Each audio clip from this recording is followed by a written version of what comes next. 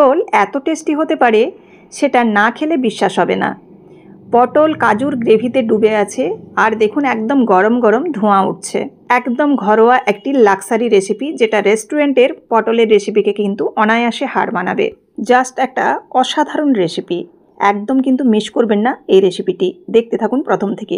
নমস্কার, আমি সোমা চলে এসেছি আপনাদের কাছে এই কাজু পটলের একটা দুর্দান্ত রেসিপি নিয়ে, যা একবার বানালে বারবার কিন্তু রিকোয়েস্ট করবে সবাই যে এই রেসিপিটি বানাও।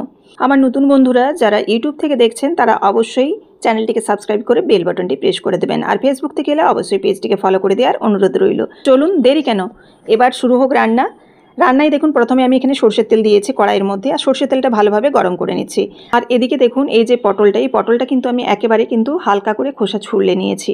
এই খোসাটা ছাড়িয়ে নেওয়ার পর আর দুদিকটা দেখুন আমি একটু মাছটা ফাঁকা করে দিয়েছি যাতে মশলাটা ভেতরে ঢোকে।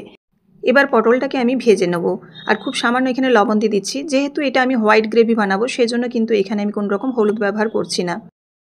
এবার পটলটাকে দেখুন আমি লবণ দিয়ে হালকা করে ভেজে নেব। পটল কিন্তু অতিরিক্ত ভাজলে চিমড় হয়ে যাবে, সেজন্য কিন্তু যখন হালকা একটু লাল রং ধরবে তখন সেই মুহূর্তে কিন্তু নামিয়ে নিতে হবে। তো চলুন এদিকে পটলটা ভাজা হোক, আর এদিকে আমি একটা মশলা রেডি করে নিই। আমার রেসিপিগুলি আপনাদের কেমন লাগছে অবশ্যই কিন্তু কমেন্ট করে জানাতে ভুলবেন না। তো চলুন এখানে দেখুন আমি কাজু বাদাম ভিজে নিয়েছি। এটা ভাঙা কাজু আমি ব্যবহার করেছি, আপনারা চাইলে গোটা কাজুও ব্যবহার করতে পারেন। ভাঙা কাজুটা এখানে আমি 15 থেকে 20 মিনিটের মতো ভিজিয়ে দিয়েছি। এবার এখানে চলুন একটা মশলা প্রথমে রেডি করে নিই। এটা আমিষ এবং নিরামিষ দুভাবেই করতে পারেন। আমি এখানে পেঁয়াজ রসুন দিয়ে বানাবো, আপনারা চাইলে শুধু নিরামিষও করতে পারেন শুধু আদা বাটা দিয়ে।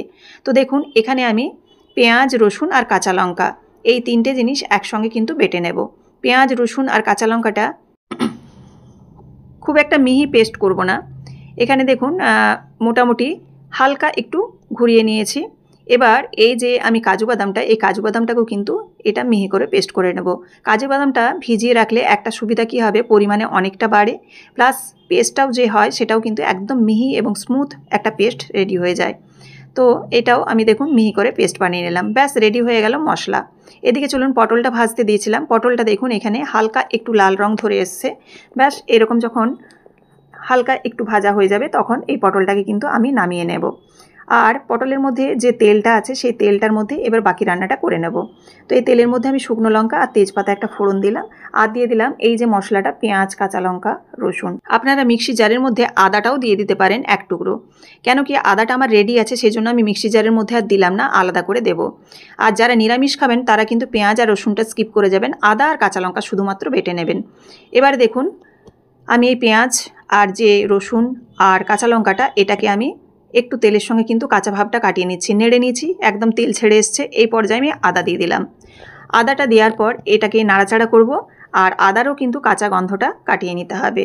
আদাটা দেওয়ার পর এখানে আমি মশলার মধ্যে ব্যবহার করছি গুঁড়ো মশলা, ধনে গুঁড়ো আর জিরে গুঁড়ো, যেগুলো আমাদের হাতের সামনেই পাওয়া যায় সেই মশলাগুলোই কিন্তু আমি এখানে ব্যবহার করছি। খুব সামান্য জিরে গুঁড়ো আর খুব সামান্য ধনে গুঁড়ো, হাফ চামচ করে আমি ব্যবহার করলাম। এবার এই মশলাটা যাতে পুড়ে না যায় সেজন্য কিন্তু এখানে আমি একটু জল ব্যবহার করব। জল দিয়ে মশলাটাকে একটু কষিয়ে নিতে হবে। মশলাটাকে খুব ভালোভাবে কষাতে হবে যাতে আদা ধনে জিরের কাঁচা যে গন্ধটা সেটা কিন্তু চলে যায় যাতে। এবার দেখুন মশলাটাকে আমি খুব ভালোভাবে কষিয়ে নিচ্ছি, এটাও কিন্তু তেল ছাড়া পর্যন্ত একদম কষিয়ে যেতে হবে। তারপর এবার এই যে বেটে রাখা কাজু বাদামটা এটা দিয়ে দেবো। মিক্সির জারটা ধুয়ে আরও একটু জল দেবো, জল দিয়ে ভালোভাবে কিন্তু এই কাজু বাদামটাকেও একটু নাড়াচাড়া করে কষিয়ে নিতে হবে। এবার নাড়াচাড়া করে কাজু বাদামটাকে কষিয়ে নিচ্ছি। এই রেসিপিটি কিন্তু ভাত লুচি রুটি পরোটা সব কিছুর সাথেই খাওয়া যায়, বিশেষ করে রুমালি রুটি এবং যে কোনো রাইস দিয়েও কিন্তু আপনারা খেতে পারেন, দুর্দান্ত লাগে। তো দেখুন ভালোভাবে এটাকেও কষিয়ে নিচ্ছি, গ্রেভিটা একেবারে রেডি হয়ে গেছে। এই পর্যায়ে আমি দিয়ে দিচ্ছি 1 কাপের মতো দুধ। আপনারা যদি এখানে দুধটা কম ব্যবহার করতে চান সেক্ষেত্রে হাফ কাপ জল হাফ কাপ দুধ ব্যবহার করতে পারেন। দুধটা আমি 1 কাপই পরিমাণ দিলাম যাতে একটু ক্রিমি ভাব আসে এই রেসিপিটার মধ্যে। দেখুন আমি দুধটা দিয়ে দেওয়ার পর এর মধ্যে এবারে ভেজে রাখা পটলগুলো দিয়ে দিচ্ছি। ভেজে রাখা পটলটা দেওয়ার পর খুব সামান্য চিনি এখানে অ্যাড করতে হবে। খুব সামান্য চিনি দিয়ে এবার নাড়াচাড়া করে নিচ্ছি। চিনিটা এবং লবণটা আপনাদের সবসময় বলি যে পরিমাণ মতো দেখে দেবেন, এমনকি লঙ্কাটাও আপনারা পরিমাণ মতো দেবেন। এবার দেখুন তেজপাতা প্রথমেই কাজে লাগে, তারপর কিন্তু সবার আগেই কিন্তু সেটাকে আবার ফেলে দিতে হয় রান্নার আগেই। তো আমি তেজপাতাটা এখান থেকে বের করে নিলাম। বের করে নেওয়ার পরে দেখুন এখানে ফুটে যাওয়ার জন্য অপেক্ষা করছি।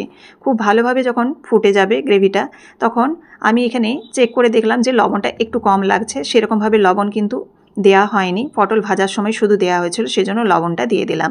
এবার নামাবার আগে খুব সামান্য গরম মশলার গুঁড়ো দিয়ে নামিয়ে নিলেই হবে। খুব সামান্য কিন্তু অল্প গরম মশলা দিতে হবে।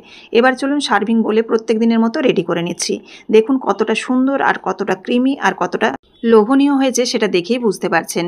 তো এইরকমভাবে আপনারা অবশ্যই একবার কাজু পটলের রেসিপি বানিয়ে দেখতে পারেন। একঘেয়েমি স্বাদ থেকে মুক্তি পেতে আমরা বিভিন্ন ধরনের রেসিপি ট্রাই করে থাকি। তো দেখুন সেরকমই একটি কাজু পটলের রেসিপি। তো এইভাবে আপনারা একবার হলো দেখবেন, যেটা লুচি, রুটি, পরোটা এবং যে কোনো ধরনের রাইসের সাথেও কিন্তু আপনারা খেতে পারেন।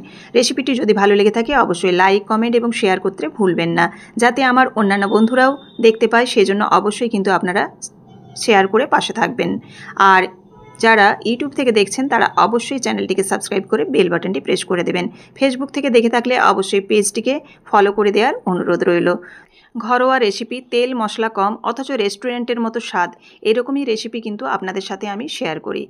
আপনাদের একটা কমেন্ট এবং আমাকে অনেকটাই উৎসাহ জাগায়, তাই অবশ্যই কমেন্ট করতে ভুলবেন না। আবারও দেখা হচ্ছে আগামী দিন নতুন কোনো একটি রেসিপির সাথে। সবাই ভালো থাকবেন। সবাইকে অসংখ্য ধন্যবাদ পুরো ভিডিওটি দেখা